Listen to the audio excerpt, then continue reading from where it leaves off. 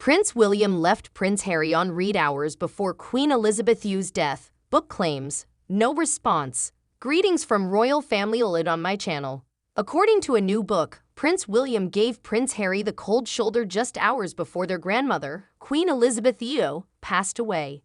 As he hurried to arrange a trip to Scotland to bid farewell to the monarch amid her failing health, Harry's texts to his elder brother remained unanswered, according to writer Omid Scobie's shocking expose, Endgame, Inside the Royal Family and the Monarchy's Fight for Survival. According to an advance copy obtained by Page 6, a family insider tells Scobie that William ignored him. Clearly, he was not interested in seeing his brother. The book asserts that Harry was compelled to hire a private jet for himself at a cost of $30,000 after being left on read. Thank you. Please share my video. William, however, was already traveling to Queen Elizabeth in a jet along with Prince Edward and Sophie, his wife. When Harry's plane finally took off, it is said that he was unaware that his grandma had already died. The allies of Prince William blasted the outrageous charges he'd briefed against Prince Harry in response to Omid Scobie, Meghan's mouthpiece, allegations. Following the most recent wave of allegations by the writer nicknamed Meghan's mouthpiece, friends of the Prince of Wales yesterday night denounced as outrageous assertions that he'd briefed against his own brother. Ahead of the release of his new book tomorrow, supporters jumped to the future king's defense, venting their rage and outrage at him for peddling what they saw as conspiracy theories dressed up as fact. Scobie has implied that William prioritized his loyalty to the monarchy over his brother and aggressively released information about Harry and Meghan to damage them in excerpts from Endgame, his second book that attacks the royal family, as well as interviews to promote it. Although Kensington Palace has not commented on the controversy, it was evident that people who support William were frustrated. One source said to the Mail that Scobie's portrayal of the heir apparent was the complete opposite of William's personal motto. They claimed that he would not do deals with the media and that he has always been very tight-lipped when it comes to his family. Like Harry, he was traumatized as a boy by his parents fighting in what was known as the War of the Waleses. He was against history repeating itself. He and Harry were destined to stand together on that. Another person said, writing a critique of the royal family is one thing. That's the right to free speech. Presenting conspiracy ideas as reality is one thing, though. It is completely false to say that royal aides were briefing unfavorable information about Harry and Meghan. It simply did not occur. In actuality, everyone was essentially trying to keep them happy from the engagement onward, so they were all treading carefully. During his most recent interview with the Sunday Times, Scobie characterizes William as a power-hungry, hot-headed man who has grown more receptive to the palace's nasty techniques. It would be anathema to the prince, according to those who know him well, except from the fact that he occasionally exhibits the renowned Windsor temper. The Princess of Wales is also portrayed by the author as a failure who is too afraid to step over the edge out of fear of making a mistake. That is going to really get to William, according to another source. He is incredibly proud of his wife's accomplishments. Much of their work has been motivated by the princess, especially in the area of improving mental health. Additionally, insiders insist that a number of noteworthy assertions made by Scobie are rehashed and just plain wrong. That was total bull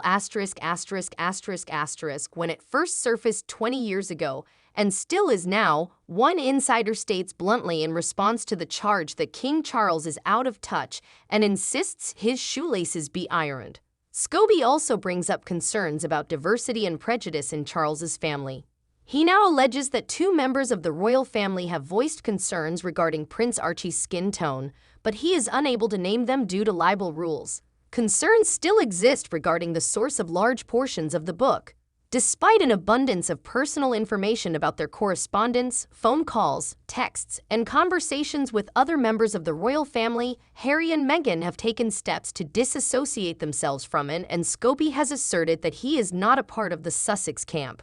Meghan was previously made to apologize for lying to the High Court about her inability to recall emails she had sent to an assistant in order to assist Scobie with his previous book, Finding Freedom, which was set to be published in Sussex.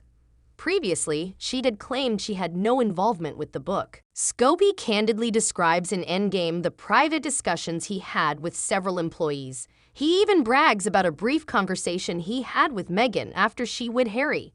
Scobie took to social media to vent his frustration about the current media attention his book has received, claiming that the twisting of facts and misquoting going on right now has reached new levels of desperation.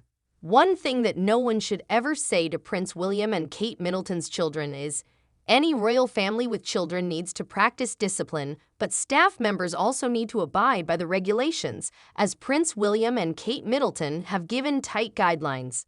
According to a royal author, there is a common term that is completely forbidden when discussing Prince William and Kate Middleton's 3 children.